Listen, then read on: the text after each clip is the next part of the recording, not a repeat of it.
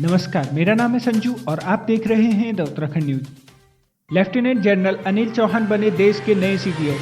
General Rawat के निधन के बाद से ही खाली था पद। भारत सरकार ने लेफ्टिनेंट जनरल अनिल चौहान को अगले chief of defence staff CDS के रूप में नियुक्त किया है।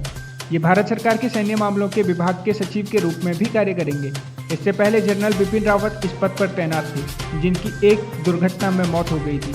बिपिन रावत पहले व्यक्ति थे जिन्हें इस पद के लिए चुना गया था। सैनिक बहुल राज्य उत्तराखंड के नाम एक और गौरव जुड़ा है। जनरल बिपिन रावत के बाद लेफ्टिनेंट अनिल चौहान देश के दूसरे चीफ ऑफ डिफेंस स्टाफ यानी सीडीएस नियुक्त किए गए हैं। वो मूल रूप से पौड़ी जिले के खिरसू ब्लॉक के देवलगढ़ गांव के निवासी हैं। वर्तमान में वो दिल्ली में रहकर national defence security council NSC में सैन्य सलाहकार की अहम जिम्मेदारी निभा रहे हैं।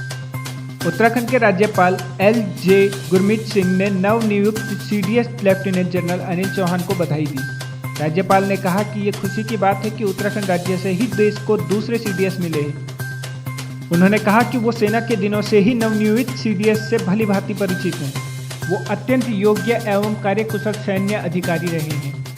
राज्यपाल ने कहा कि लेफ्टिनेंट जनरल चौहान ने उनके साथ कई ऑपरेशनल चुनौतियों और आतंकवाद विरोधी अभियानों में काम किया है। उल्लेखनीय है कि राज्यपाल लेफ्टिनेंट जनरल गुरमीत सिंह जब सेना में कश्मीर में कोर कमांडर थे, उस समय लेफ्टिनेंट जनरल चौहान बारामूला में जेसीओ के पद पर तैनात थे। वहीं कैबिनेट मंत्री गणेश जोशी ने भी नवनियुक्त CDS lieutenant general Anil Chauhan को बधाई दी है। स्वर्गीय जनरल बिपिन रावत के बाद अनिल चौहान दूसरे उत्तराखंडी हैं जो सशस्त्र सेनाओं के शीर्ष ओहदे पर पहुंचे हैं। इससे पहले तत्कालीन थल सेना प्रमुख जनरल बिपिन रावत जनवरी 2020 को देश के पहले सीडीएस नियुक्त किए गए थे, लेकिन पिछले साल 8 दिसंबर 2021 को हेलीकॉप्टर क्रैश में उनका निधन हो गया। जनरल रावत के निधन के बाद सीडीएस का पद करीब 10 माह तक खाली रहा है। अब केंद्र सरकार ने सेना के इस शीर्ष ओहदे पर एक और उत्तराखंडी लेफ्टिनेंट जनरल अनिल चौहान को नियुक्त किया है।